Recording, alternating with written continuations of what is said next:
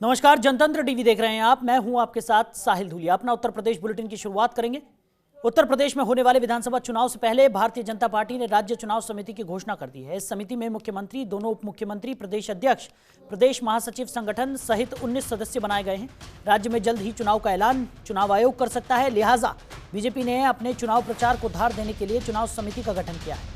इस समिति में राज्य के मुख्यमंत्री योगी आदित्यनाथ, उप मुख्यमंत्री केशव प्रसाद मौर्य, डॉक्टर दिनेश शर्मा, प्रदेश अध्यक्ष स्वतंत्र देव सिंह, प्रदेश महामंत्री संगठन सुनील बंसल, प्रदेश सह महामंत्री संगठन कर्मवीर सिंह, पूर्व प्रदेश अध्यक्ष डॉक्टर रमापति राम त्रिपाठी, राष्ट्रीय उपाध्यक्ष बेबी रानी मौर्य, सांसद रेखा वर्मा, सांसद अरुण सिंह, कैबिनेट मंत्री सुरेश खन्ना, केंद्रीय मंत्री साध्वी निरंजन ज्योति, मंत्री ब्रजेश पाठक, केंद्रीय मंत्री डॉक्टर संजीव बालियान, राष्ट्रीय मंत्री विनोद सोनकर, सांसद राजवीर सिंह, केंद्रीय मंत्री एसपी सिंह बघेल, प्रदेश उपाध्यक्ष सलील बिश्नोई, प्रदेश महासचिव अश्विनी त्यागी को रखा गया है।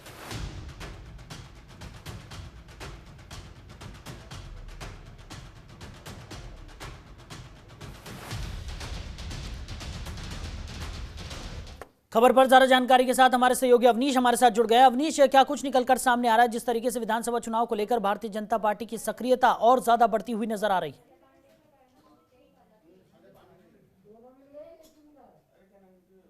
विधानसभा चुनाव को लेकर भारतीय जनता पार्टी ने अपनी चुनाव समिति की घोषणा कर दी है और इस चुनाव समिति में सभी जातियों का समीकरण रखा गया है। खासतौर पर अगर देखा जाए तो जो पहला नाम है सूची में वह है प्रदेश अध्यक्ष स्वतंत्र देव सिंह का।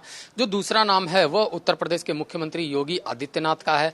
तीसरे नाम की अगर बात करें तो वो केशव प्रसाद मौर्य जो कि उप मुख्यमंत्री हैं। वही दूसरे उप मुख्यमंत्री डॉक्टर दिनेश शर्मा का नाम है। इसके साथ ही सुनील बंसल उसमें है, उसमें एसपी सिंह बघेल हैं। अगर बात करें तो कुल मिलाकर 16 सदस्य हैं, एक पदेन सदस्य है, बाकी विशेष आमंत्रित सदस्य हैं 3। तो ऐसे में जो समीकरण बनाया गया है उसमें सवर्णों का भी ध्यान रखा गया है, उसमें ओबीसी कैटेगरी का भी ध्यान रखा गया है, उसमें अनुसूचित जनजाति का भी ध्यान रखा गया है, उसमें अनुसूचित जाति का भी ध्यान रखा गया है। तो पूरी तरह एक जो जातिगत समीकरण है और क्षेत्रीय संतुलन इसको ध्यान में रखते हुए ये चुनाव समिति तैयार की गई है, इसकी सूची जारी कर दी गई है। और यही समिति जो है आने वाले विधानसभा चुनाव की जितने भी तैयारियां होंगी, जितने भी रूपरेखा खींची जाएगी, जो भी कार्यक्रम होंगे उसकी घोषणा करेगी। तो साफ है कि ये समितियां बैठकर आपस में चर्चा करेगी और कहीं ना कहीं जो 403 विधानसभा पर प्रत्याशियों का चयन होना है उसमें भी अहम भूमिका निभाएगी।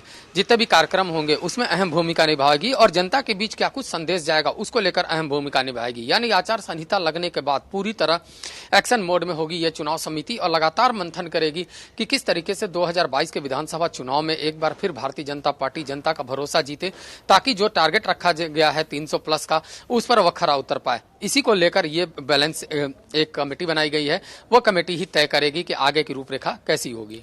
अवनीश, जिस तरीके से समिति का गठन यहां पर कर दिया गया है और जिस तरीके से आचार संहिता लगने के बाद ये समिति काफ़ी ज़्यादा एक्टिव मोड में नजर आएगी, लेकिन उससे पहले भी ये भी कयास यहां पर लगाए जा रहे हैं कि जो रैलियां हैं और जो चुनाव प्रचार प्रसार है उसमें भी अब कमी देखने को मिलेगी, क्योंकि लगातार जो कोरोना की स्थिति है वो भयावह होती हुई नजर आ रही है और चुनाव आयोग कोई बड़ा फैसला यहां पर ले सकता है। साथ ही साथ जिस तरीके से राज्य सरकार पर भी यहां पर छोड़ दिया गया था कि राज्य सरकार अपने हिसाब से पाबंदियों को बढ़ा सकती है, कम कर सकती है, और जिस तरीके से जो स्थितियां हैं उसके मद्देनजर कोई बड़ा फैसला यहां पर लिया जा सकता है। कांग्रेस की बात करें तो उत्तर प्रदेश में जितनी भी प्रस्तावित रैलियां थी उनको कैंसिल कर दिया गया।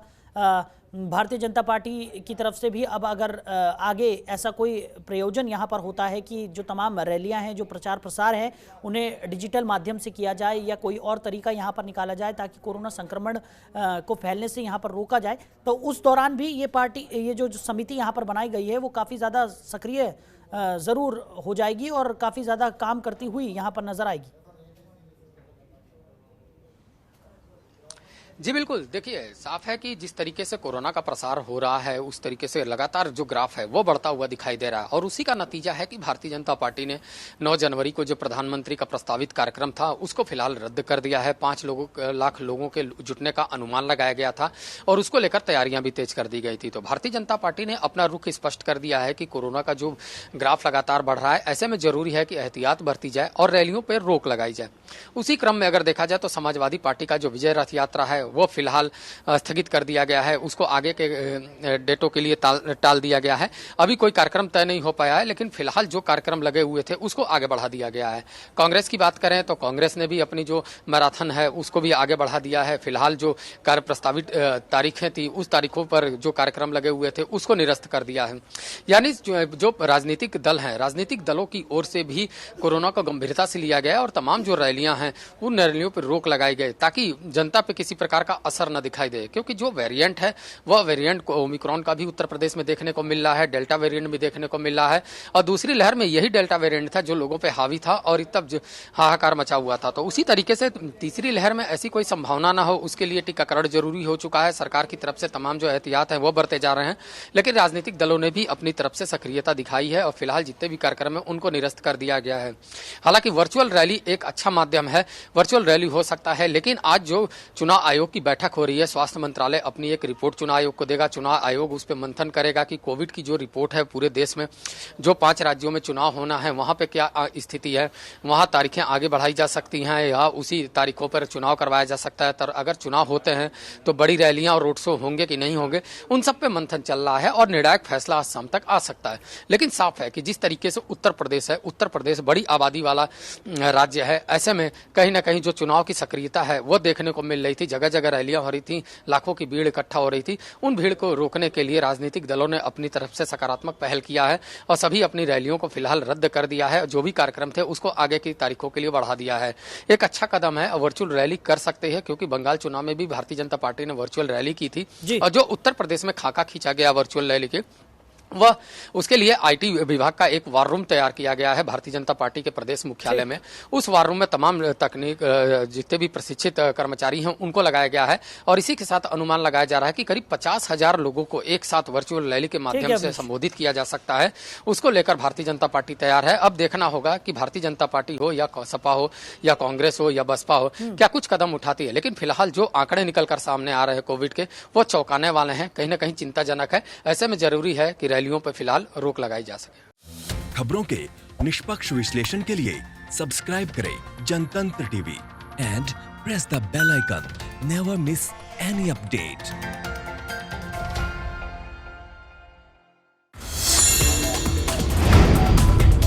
Download the Janatantra TV app, available on Google Play and App Store. Download it now.